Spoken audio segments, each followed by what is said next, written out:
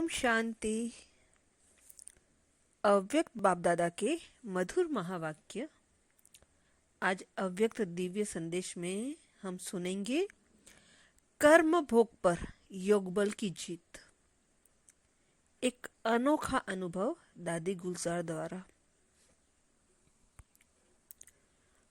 अब दादी जी बता रहे हैं, आज जब मैं वतन में गई तो जाते ही क्या देखा कि शिव बाबा और अपना ब्रह्मा बाबा दोनों आपस में बैठे थे और सामने जैसे एक छोटी पहाड़ी बनी हुई थी। वह क्या थी? क्या देखा कि ढेर के ढेर पत्र थे। इतने पत्र थे जैसे कि पहाड़ियां बन गई थी। जैसे ही हम पहुंची तो ब्रह्मा बाबा ने हमको देखा और कहा कि ईशु कहाँ है? इतने पत्र हो गए हैं। तो दादी ने कहा, बाबा मैं आई हूं। कहा, ईशु बच्ची को भी साथ लाई हो ना? ब्रह्मा बाबा ने दादी गुलजार जी को कहा कि ईशु दादी को भी साथ लाई हो ना? देखना ईशु बच्ची, मैं 2 मिनट में इतने सारे पत्र पूरा कर देता हूं। शिव बाबा तो साक्षी होकर मुस्कुरा रहे थे। इतने में देखा कि ईशु बहन भी वहां इमर्ज हो गई। ईशु का चेहरा बिल्कुल ही शांत था। ईशु दादी का चेहरा बिल्कुल शांत था। बाबा ने कहा, बच्ची क्या सोच रही हो? आज तो पत्र का जवाब देना है। उसी समय जैसे साकार वतन का संस्कार पूर्ण रीति इमर्ज था। मम्मा खड़ी होकर देख रही थी। इतने में ही शिव बाबा ने ब्रह्मा बाबा को कहा, आप कहाँ हो? वतन में बैठे हो? फिर 1 सेकेंड में ही रूप बदल गया। बाबा ने कुछ कहा ही नहीं। एकदम डेड साइलेंस हो गए। इतने में बाबा ने मुझे कहा कि बच्ची यह पत्र खोलकर देखो। मैंने कहा, बाबा पत्रों तो ढेर हैं। बाबा ने कहा, बच्ची इसमें तो 1 सेकंड लगेगा क्योंकि सभी में एक ही बात है। इसके बाद बाबा ने सुनाया कि सभी पत्रों में बच्चों के उल्हाने ही हैं। अब देखना बाबा बच्चों को रेस्पॉन्स करते हैं। देखना 1 सेकंड में मैं सभी को जवाब देता हूं। फिर बाबा ने सभी पत्रों का लाल अक्षरों में यह माफिक ही पत्र लिखा। पत्र में लिखा था, ब्राह्मण कुल भूषण स्वदर्शन चक्रधारी नूरे रत्नों बच्चों प्रति समाचार यह है कि सभी बच्चों के उल्हानों के पत्र सूक्ष्म वतन में पाए। रेस्पॉन्स में बाप दादा बच्चों को कह रहे हैं कि ड्रामा की भावी के बंधन में सर्व आत्माएं बंधी हुई है। सभी पाठ बजा रही हैं। उसी ड्रामा के मीठे मीठे बंधन अनुसार आज अव्यक्त वतन में पाठ बजा रहा हूं। सभी बच्चों को दिल व जान सिख व प्रेम से अव्यक्त रूप से याद प्यार बहुत बहुत बहुत स्वीकार हो। जैसे बाप की स्थिति है वैसे बच्चों को स्थिति रखनी है। यह है बाप दादा का पत्र। फिर बाबा को हमने भोग स्वीकार कराया। बाबा बोले, बच्ची आज कुछ नए बच्चे भी आए हैं। पहले मैं उन्हों को खिलाता हूँ। फिर वतन में बाबा ने सभी बच्चों को इमर्ज कर अपने हस्तों से जल्दी जल्दी एक एक को दृष्टि भी दे रहे थे। हाथों से गिट्टी भी खिला रहे थे।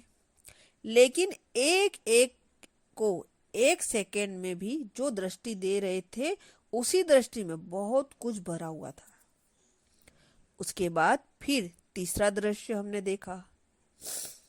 मैंने बाबा को कहा कि सभी ने एक प्रश्न पूछने के लिए कहा है बाबा। बाबा ने कहा जो भी प्रश्न है वह पूछ सकते हो। बाबा तो एक अक्षर में जवाब दे देगा। प्रश्न। सभी पूछते हैं कि पिछाड़ी के समय आपने कुछ बोला नहीं। बाहर की सीन तो हम सभी ने सुनी है, लेकिन अंदर क्या था वह अनुभव भी सुनना चाहते हैं। बाबा बोले, हाँ बच्ची, क्यों नहीं, अपना अनुभव सुनाएंगे। अच्छा लो सुन लो। बच्ची, खेल तो सिर्फ 10-15 मिनट का ही था। उस थोड़े समय में ही अनेक खेल चले। उसमें भिन्न भिन्न अनुभव हुए। पहला अनुभव तो यह था कि पहले जोर से युद्ध चल रही थी। किसकी? योगबल और कर्मभोग की। कर्मभोग फिर फुल फोर्स में अपने तरफ खींच रहा था और योगबल भी फुल फोर्स में ही था।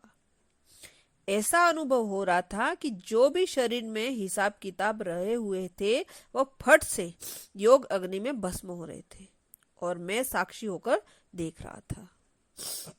जैसे ही अखाड़े में बैठ मलयुद्ध देखते हैं, मतलब तो दोनों का फोर्स पूरा ही था।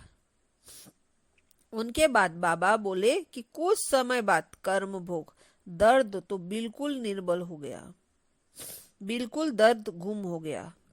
ऐसा ही अनुभव हो रहा था कि आखिर पर में योगबल ने कर्म भोग पर जीत पा ली। उस समय तीन बातें साथ साथ चल रही थी। वह कौन सी? एक तरफ तो बाबा से बातें कर रहा था कि बाबा आप हमें अपने पास बुला लो। दूसरी तरफ यूं तो कोई खास बच्चों की स्मृति नहीं, लेकिन सभी बच्चों के स्नेह की याद शुद्ध मोह के रूप में भी थी।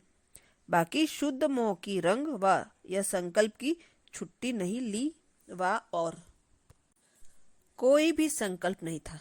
तीसरी तरफ यह भी अनुभव हो रहा था कि कैसे शरीर से आत्मा निकल रही है। कर्मातीत न्यारी अवस्था जो बाबा ने पहले मुरली में चलाई कि कैसे भा भा होकर सन्नाटा हो जाता है, वैसे ही बिल्कुल डेड साइलेंट का अनुभव हो रहा था और देख रहा था कि कैसे एक एक अंग से आत्मा अपनी शक्ति छोड़ती जा रही है। तो कर्मातीत अवस्था की मृत्यु क्या चीज है, वह अनुभव हो रहा था। यह है मेरा अनुभव। फिर हमने बाबा को कहा कि बाबा बच्चे कहते हैं अगर हम सभी सामने होते तो बाबा को रोक लेते। तो बाबा ने कहा बच्ची रोक लेते तो यह ड्रामा कैसे होता। फिर हमने कहा बाबा यह सीन जैसे अब तो आर्टिफिशियल लग रही है, रियल ड्रामा नहीं लगता। बाबा ने कहा कि बच्ची यह स्नेह की मीठी तार जुड़ी होने के कारण तुमको अंत तक वंडर ही वंडर दिखता जाएगा और अब तक भी जो संबंध है भल साकार रथ गया है, लेकिन ब्रह्मा के रूप में अव्यक्त पाठ बजा रहे हैं। बाबा ने कहा मैं भी कभी साकार वतन में चला जाता हूँ। फिर शिव बाबा पूछते हैं कहाँ बैठे हो? यह बैठे जैसे साकार वतन में, यह मकान बन रहा है, वहां तक जाता हूँ। मैंने कहा बाबा कभी कभी लगता है जैसे बाबा चक्र लगा रहे हैं। बाबा ने कहा मैं चक्कर लगाता हूँ तो वह भासना तो बच्चों को आएगी ही, मतलब तो रूहान हो रही है। फिर बाबा ने एक दृश्य दिखाया जैसे एक चक्र के अंदर बहुत चक्र दिखाई पड़े। चक्र का ढंग ऐसे बनाया था जैसे उस चक्र से निकलते 4-5 रास्ते दिखाई पड़े, परंतु निकल न पाए। सिर्फ ब्रह्मा बाबा का यह दिखाया कि चक्र में चलते चलते पॉइंट 0 पर खड़े हो गए, निकले नहीं। बाबा ने समझाया कि यह ड्रामा का बंधन है। ब्रह्मा भी ड्रामा के सर्कल में निकल नहीं सकते, ड्रामा के बंधन से कोई भी निकल नहीं सकते। उस 0 पॉइंट्स तक पहुंच गए, लेकिन फिर भी ड्रामा का मीठा बंधन है, जिस मीठे बंधन को खेल के रूप में दिखाया। फिर मिश्री बादामी खिलाई और चुट्टी दी। बाबा बोले, जाओ बच्ची, टाइम हो गया। अच्छा, ओम शांति।